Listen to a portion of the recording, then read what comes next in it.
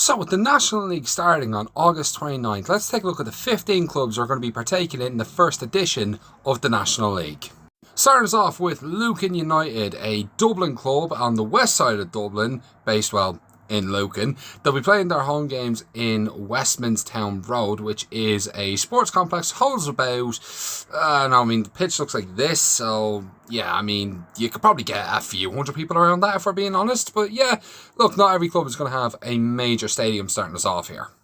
Formed in 1969 thanks to a union between Lucan Celtic and Doddsborough, Lucan United has mostly spent its history in and around the Leinster Senior Leagues, never really stepping into the League of Ireland or showing any real ambition to do so. They did have a few FAI Cup appearances here and there throughout the years, but never anything too major in terms of stepping towards professionalism, and this is their first big leap into doing so in applying and being successful when joining the National League.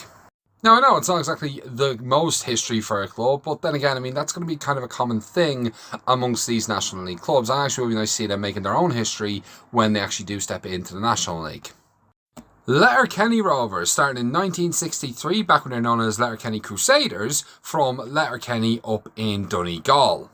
Playing out at Lakeview Park, a stadium which can hold 1,000 people, 200 seated, so, a bit of a decent attendance for them, to be fair now. Letterkenny Rovers have spent most of their history in amongst the Ulster Senior League until that folded in 2023. Though there was that time they did try to step out of the Ulster Senior League and into the former A Championship, which was the original third tier in the League of Ireland, which predominantly hosted clubs like Homefarm and Shamrock Rovers B. So it was essentially youth teams and B teams of established League of Ireland clubs, and yeah, the league didn't really last that long. However, Letterkenny, despite trying to apply for it, they did not get very far in their applications, as they never actually made an appearance in that division.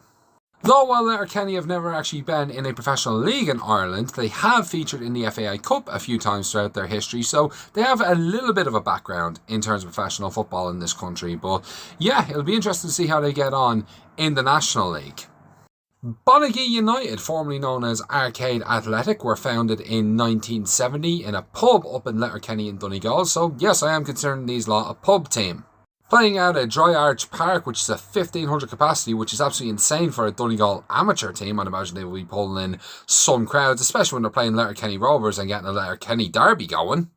Predominantly playing Ulster Senior League football until that league folded in 2023. Unlike their Letterkenny rivals, they never actually applied for any other divisions in the League of Ireland. So they never went for the Premier Division, the First Division or the A Championship, and that was around. So they mostly just stayed in their own regional leagues until that folded, which yeah, is rather disappointing to hear. But with that, they decided to pick themselves up, play a couple of regional leagues for a while, and then apply for a National League, and hey, now they're into it. So yeah, be very interesting to see how Bonagee United get on in the National League.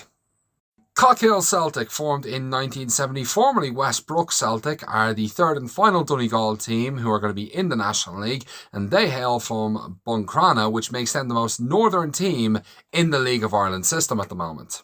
Playing out at Charlie O'Donnell Park, a stadium which holds 1,000 capacity. This name was given to this ground based off of a long-time chairman who gave a lot of his life to the club, which is a very lovely gesture on Cockhill Celtic's behalf. From 1974 until 2005, they played in between the Derry District League and the Inish Own Leagues until eventually gaining status into the Ulster Senior League, and they remained there until 2023 when that league folded. They then went back to the Inish Own League for a couple of years until applying for the National League, which they were granted status into it. Aside from this though, they never played in the Premier Division, the First Division or the A Championship. This is their first time being in the League of Ireland pyramid. Mayo FC, founded in 2023, the youngest team to be joining the National League as of this recording. And to be honest, they're one of the main pioneers of the National League, as when this league was first rumoured and hinted at, Mayo FC was always closely associated with them. And well, being one of the first teams to be associated with this clearly paid off, as they were one of the first teams to be accepted.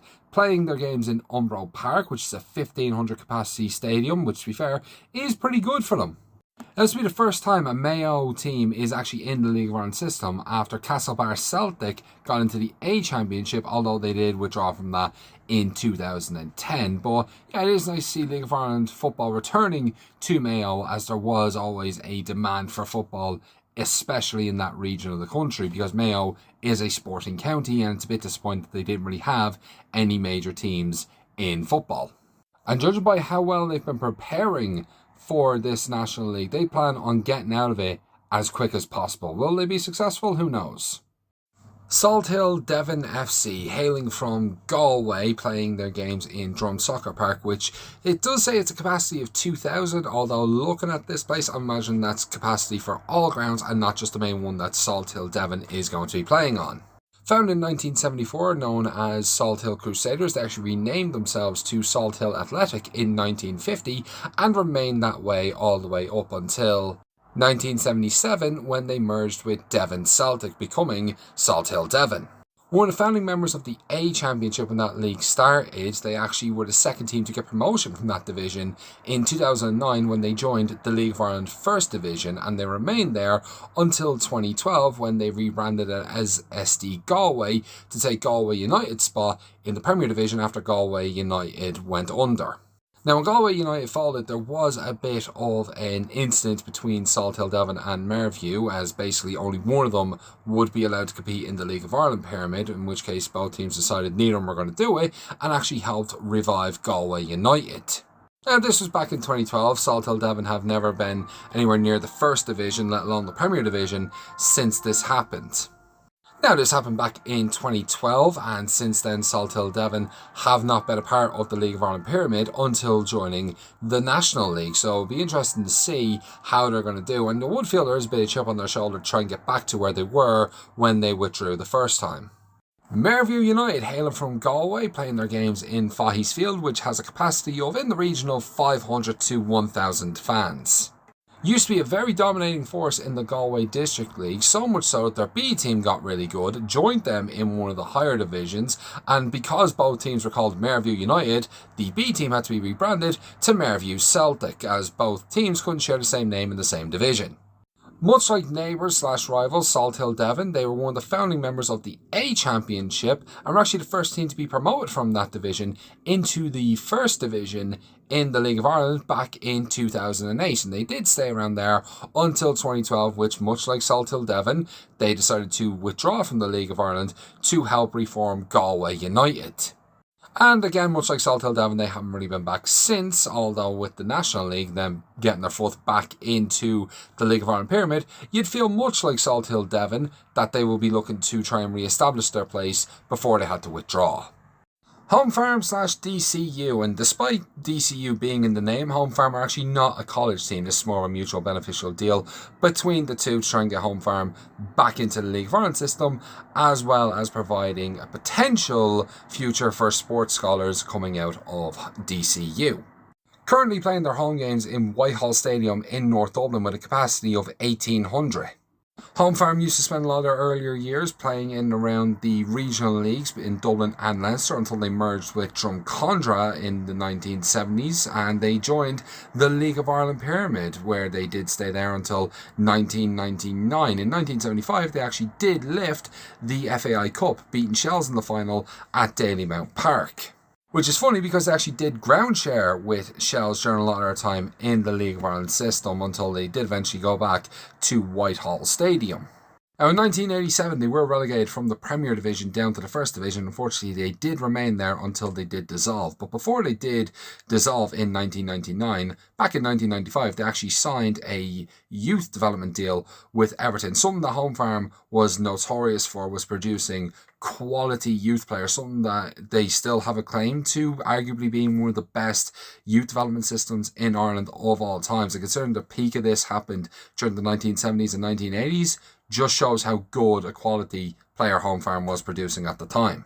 Now, when Homefarm did leave the League of Ireland back in 1999, CEO Ronan Seary decided that he was going to take a splinter group and keep them in the League of Ireland. This splinter group was the Dublin City FC team, which did last about 7-8 years. Unfortunately, financial issues came a-calling, and that team did fold back in 2006. Now, while they did go away, Homefarm did stay, but they mostly focused on their youth development, something that they are still doing proudly to this day.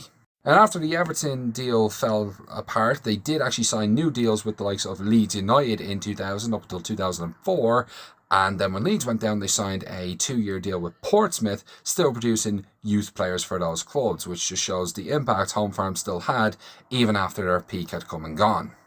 Now, it will be interesting to see if they still will produce top quality players like that, especially with how much development the grassroots game has been getting over here. It's going to be very interesting to see exactly how they're going to be doing in the National League. stfrancis FC, founded in 1958, the team currently plays their games in John Highland Park in Baldonnel with a capacity of 1,000 spectators. Spent a lot of their time in regional leagues such as the Leinster Senior League. They actually made history in 1990 by becoming the first non-League of Ireland team to make the FAI Cup final, where unfortunately they did lose to Bray in that one. They did join the League of Ireland in 1996 after St James's Gate was removed from the competition, and well, St Francis took the leap of faith on themselves, and fair play to them for doing so, but it didn't exactly pan out how they thought it would. A mix of financial issues as well as low attendances and poor performances. I mean, they never finished outside the bottom 3 in the first division since joining.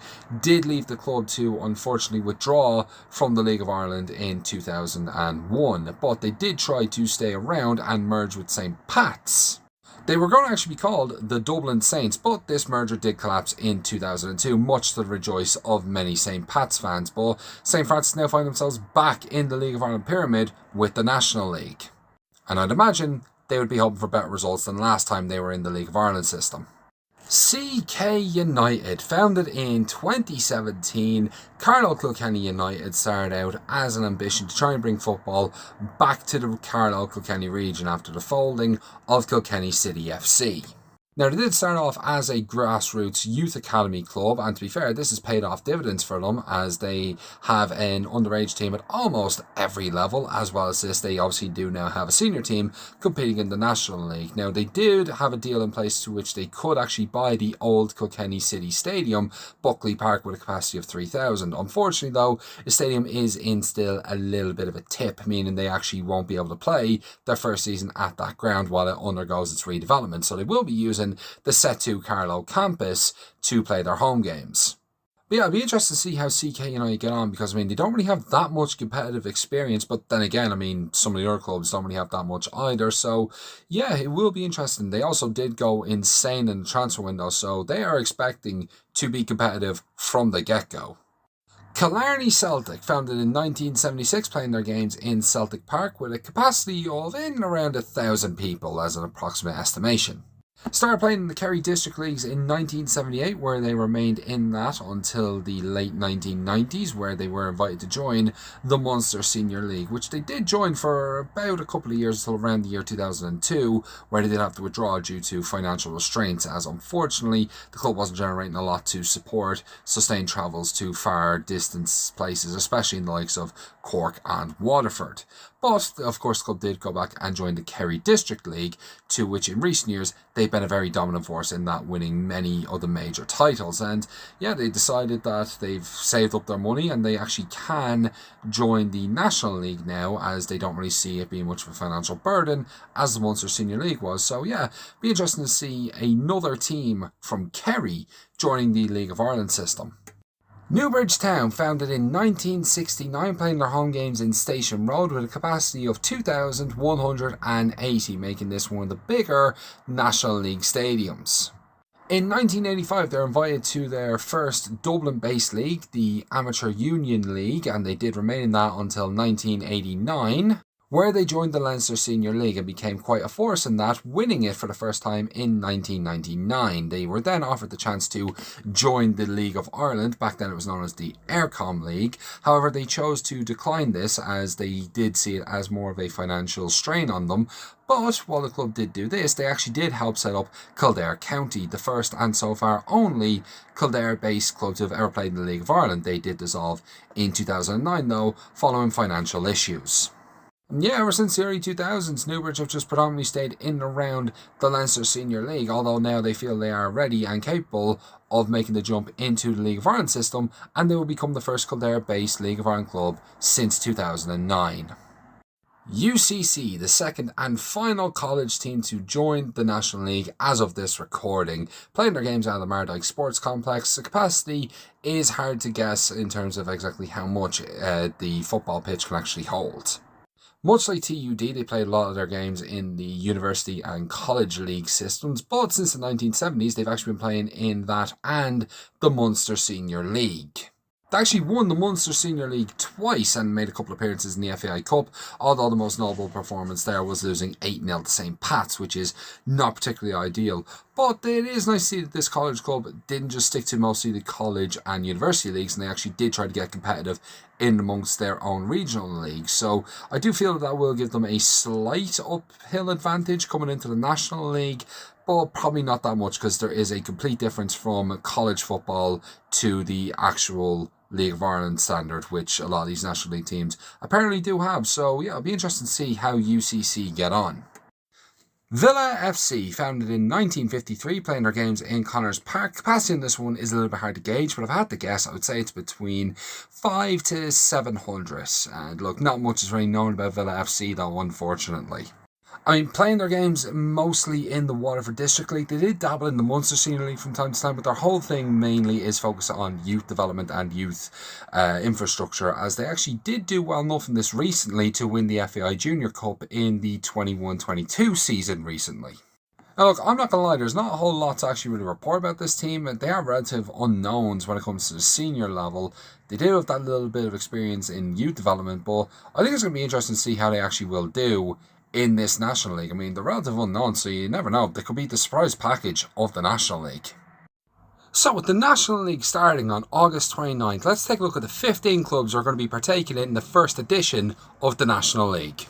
Starting us off with Lucan United, a Dublin club on the west side of Dublin, based, well, in Lucan. They'll be playing their home games in Westminster Town Road, which is a sports complex, holds about, the pitch looks like this, so yeah, I mean, you could probably get a few hundred people around that if we're being honest, but yeah, look, not every club is going to have a major stadium starting us off here. Formed in 1969 thanks to a union between Lucan Celtic and Doddsborough, Lucan United has mostly spent its history in and around the Leinster Senior Leagues, never really stepping into the League of Ireland or showing any real ambition to do so. I mean, they did have a few FAI Cup appearances here and there throughout the years, but never anything too major in terms of stepping towards professionalism, and this is their first big leap into doing so in applying and being successful when joining the National League. Now, I know it's not exactly the most history for a club, but then again, I mean, that's going to be kind of a common thing amongst these National League clubs. And actually, it would be nice to see them making their own history when they actually do step into the National League.